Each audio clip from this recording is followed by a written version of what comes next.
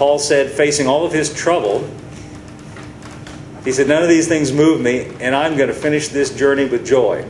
Solomon here says, I've looked at all the work I've done under the sun. It's empty, it's pointless, it's meaningless. And finally he ends up saying, therefore I hated life, because the work that is wrought under the sun is grievous unto me, and all is vanity and vexation of spirit. Now I skipped around a little bit in these first 2 chapters, but if you have time, it's interesting to read it, because he describes in detail all the things he tried to do to satisfy his inward need, his inward desire, his inward longing for fulfillment. He talks about all the different things he turned to and tried to find. He said, listen, nothing worked. And I'm left saying, I hated life. Now listen, we don't want to be like Solomon. We want to be like the Apostle Paul, who said, none of these things move me. I'm going to finish my course with joy. Now, what's the difference? What makes the difference? Well, a clue is, did you notice Solomon kept saying over and over again, under the sun? Did you notice that expression? What does that mean, under the sun? That means in this physical world, doesn't it? Is that right? In this physical, natural world, nothing made me happy. I ended up trying everything that this physical, natural world could offer me, and it left me empty, and I ended up saying I hated life. Now, I want you to look at something the Apostle Paul said. And again, I'm sorry for making you skip around like this. I just wanted to use this to make a point. Acts chapter 26, this is Paul describing his conversion to a man named Agrippa, I believe, is who he's talking to here. He did get imprisoned just like he knew he was. And he's brought before this king to make his defense. And he's describing his conversion, why he's preaching what he's preaching. Acts chapter 26, verse 13. And I just want you to see something. Here's how he describes it. Acts chapter 26, verse 13. At midday, O king, I saw in the way a light from heaven, above the brightness of the sun. That's an interesting expression, isn't it? Shining round about me and them that journeyed with me. And when we were all fallen to the earth, I heard a voice speaking to me, saying in the Hebrew tongue, Saul, Saul, why persecutest thou me? It is hard for thee to kick against the pricks. And I said, Who art thou, Lord? And he said, I'm Jesus, whom thou persecuted. Now, without going on reading, we just saw that it's Jesus speaking to him. But notice what he said in verse 13. I like this expression, especially in the light of what we just read. When Jesus appeared to him and revealed himself to him in verse 13, he said, At midday, O king, this is the appearance of Jesus to Paul. I saw in the way a light from heaven above the brightness of the sun. Now, can you get verse 13? I keep looking back here. Yeah. Notice that he says, when Jesus appeared, it was above the... Now, you might say, oh, well, see, the point I'm making is Solomon said, I looked at all my life under the sun, and it was meaningless, pointless. But Jesus comes along with... Did he say... Remember what he said? I've come that you might have life and have it more abundantly. See, he comes with something that's higher than this natural physical life. And you might say, well, that's just a figure of speech when Paul says above the brightness of the sun. Okay, fair enough. It's just a figure of speech. But what does it represent? What is he getting at here? Jesus comes with something higher and greater than this natural physical life. That's what he's getting at. He comes with a life for us that is above and beyond. Can I say this? Here's the word I want to use today. Supersedes. It supersedes what we experience in this natural physical life if we will allow it to. It is greater than. It is above. It supersedes. You see, it's not that the things that we experience in our lives are not real. It's not that those beatings and shipwreckings and imprisonments that Paul, it's not that those weren't real. It is not the things that we experience and suffer and encounter and have to deal with. It's not that there's not a reality there. But there is a greater and a higher and a superseding reality that comes from this life that Jesus comes to give to us. And I'd like to now turn to something Paul wrote, having experienced it for himself, in 2 Corinthians chapter 5, where he talks about it. And I apologize again for making you jump all over the place, but see, I could just stand up here and make a lot of assertions, but I'd rather have you read it right out of the Bible. 2 Corinthians chapter 5, here's in verse 7. This is a very familiar verse. You've probably heard it before. And here's where it is. 2 Corinthians chapter 5, verse 7 says this. For we walk by faith and not by sight. Ever heard that before? Yeah, I'm sure you have. We walk by faith. Our walk means the way we live, how we walk on this journey, where Paul said, I'm going to finish this journey of mine. I'm going to enjoy it. And here's the key. We walk by faith and not by sight. What does that mean? What does sight mean? What you see when you look around. Solomon was living by sight.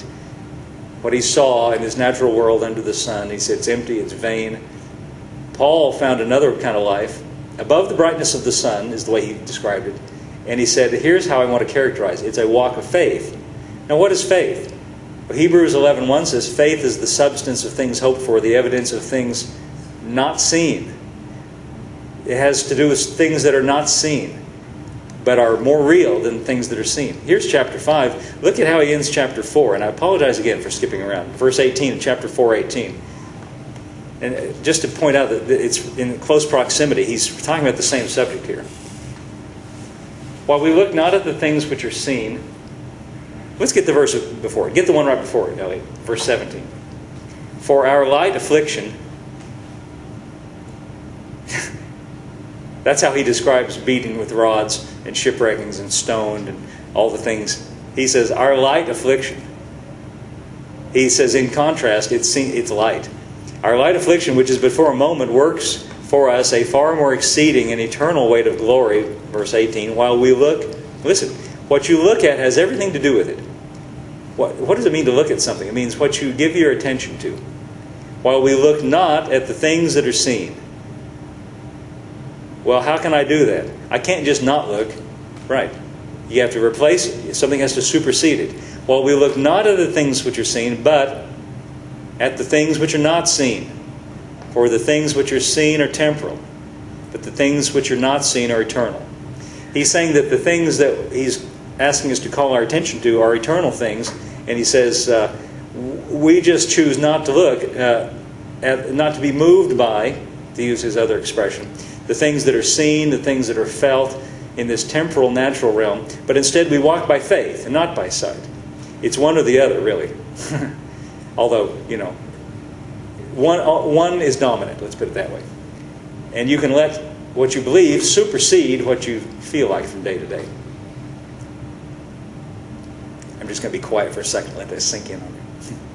You can allow what you believe to supersede what you experience from day to day. I know you think I'm pulling your leg here today. I'm telling you the truth. That's why the Apostle Paul, facing everything he was facing, could say, fine, none of these things move me. Go ahead, lay it on. That's kind of what he's saying. He's just basically saying, I don't care what you say, I don't care what you do, it doesn't move me. I'm going to enjoy my course. I'm going to enjoy my life because I, the Apostle Paul, am walking by faith and not by sight. I'm looking at something that's unseen, that's more real. I'm allowing it to supersede. And whether we enjoy this journey or not has everything to do with what we choose to allow to be in the dominant place of our attention. That was kind of awkwardly said. What we give our attention to. Now, I'd like to give you a couple of examples to show you in a practical way, if it's possible, a practical way how to do this, because it's a choice that we make to do this. And I want to use it's a preposition, a part of speech, the word but, B-U-T. Did you notice that in this verse 18, the word but appears? While we look not at the things which are seen, but at the things which are not seen. This little word but is powerful, because what it means is, after you make a statement of something that might be true, the word but supersedes what you put after that. In other words, I could say, well, we were going to have a picnic today, it's raining, so that's a bad thing. But I have a big umbrella. See? And so the fact that I have a big umbrella supersedes the fact, okay, maybe it's raining, but I have a big umbrella. See, that supersedes it, you see. Now let me show you how this works. Look in Romans chapter 6 for a moment. Verse 23. Romans chapter 6, verse 23. Just as an illustration. First part of the verse says, the wages of sin is death. Now if I stop right there, I've got a really depressing message, don't I? What if my whole message is, the wages of sin is death? Wow, I'm glad I came today to hear that.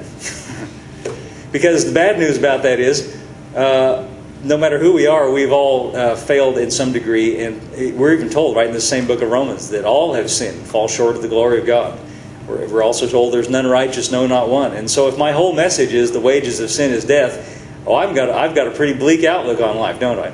I've got nothing to look forward to except punishment and judgment, and that makes me feel down, and depressed. See, if I've got a message, and the whole of my message is the wages of sin is death, I'm not going to go through life with much joy, am I? Because here's what I know: I've got some sins of my own, and if my whole message is the wages of sin is death, period, then I've got a pretty bleak outlook on life, and I'm not going to be very happy, and I'm going to be miserable. Y'all understand? Everybody get that?